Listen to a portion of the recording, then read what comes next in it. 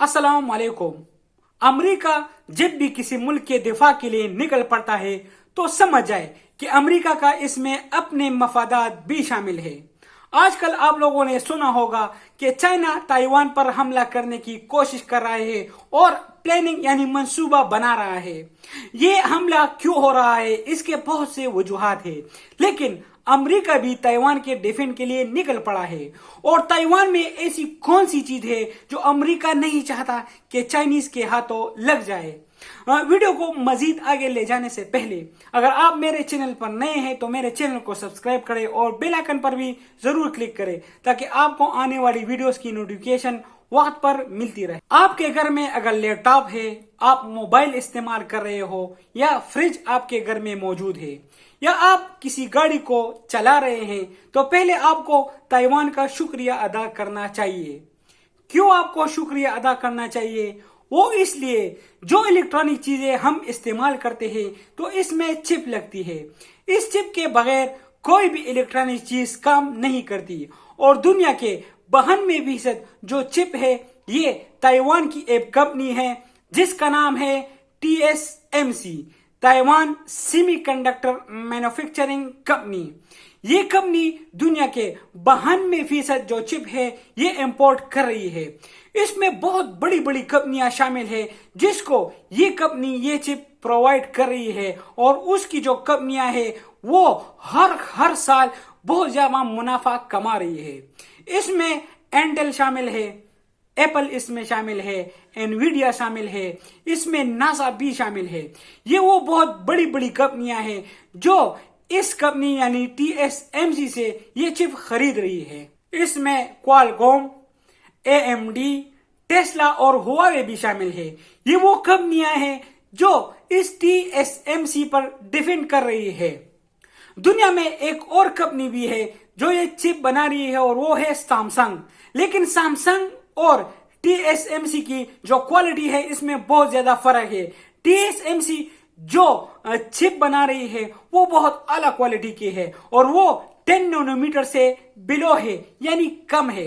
अभी नैनोमीटर क्या है? नैनोमीटर असल में यूनिट है जो ट्रांजिस्टर की लेंथ को डिफाइन करता है।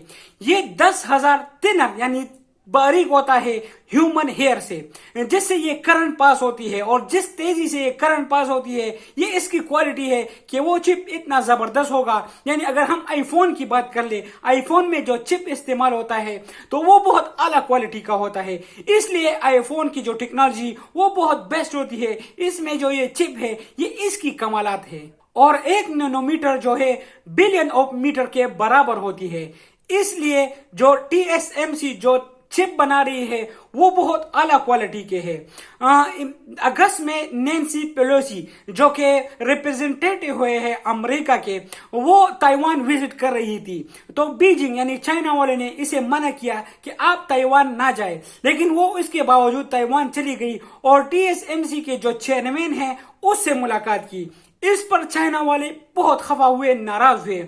उन लोगों ने ताइवान पर पाबंदियां लगाई और जो इंपोर्ट कर रहे थे सिट्रस फ्रूट की और जो फिशेस की तो वो बंद कर दी चाइना ने। वो ताइवान से ये चीजें नहीं मंगवा रही थी, लेकिन जो चिप थी उसकी पाबंदी उन लोगों ने नहीं लगाई। इसकी वजह ये है कि जो चिप ताइवान वाले बना रहे हैं वो इंपोर्ट हो रहे हैं चाइना को भी, तो चाइना नहीं चाहता कि इसको टेक्नोलॉजी पर कोई असर पड़े और ये चिप उन लोगों के लिए बहुत अहमियत की हामिल है।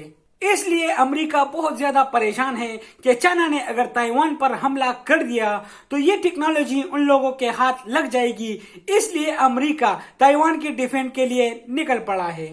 फंडामेंटल टेक ये अमेरिका में जो बनाई गई थी सिलिकॉन वैली में। सिलिकॉन वैली का नाम इसलिए पड़ा जो बहुत सारे चिप जो बनते हैं ये सिलिकॉन से बनते हैं, इसलिए जो फंडामेंटल टेक की जो टेक्नोलॉजी थी ये सिलिकॉन वैली में बनाई गई थी।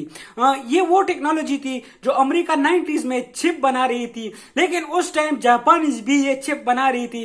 इसलिए अमेरिका की जो ये टेक्नोलॉजी है, जो ये कंपनीज है, ये आहिस्ता आहिस्ता से ये नुकसान कर रही थी और आजकल अमेरिका में ऐसी कोई भी कंपनी नहीं है कि वो चिप बनाती है। अभी जो TSMC है ये वजूद में किस तरह आई? مورس چینگ یہ ایک الیکٹریکل انجینئر تھا جو 1949 میں چائنا میں پیدا ہوا. اس نے جو ڈگری پی ایچ ڈی کی ڈگری ہے یہ اسٹینفورڈ یونیورسٹی سے حاصل کی تھی. تو تائیوان لوگوں نے اس کو اپروچ کیا اور اسے آفر کی کہ ہم ایک کمپنی بنا رہے ہیں اور آپ اس کو ہیڈ کریں.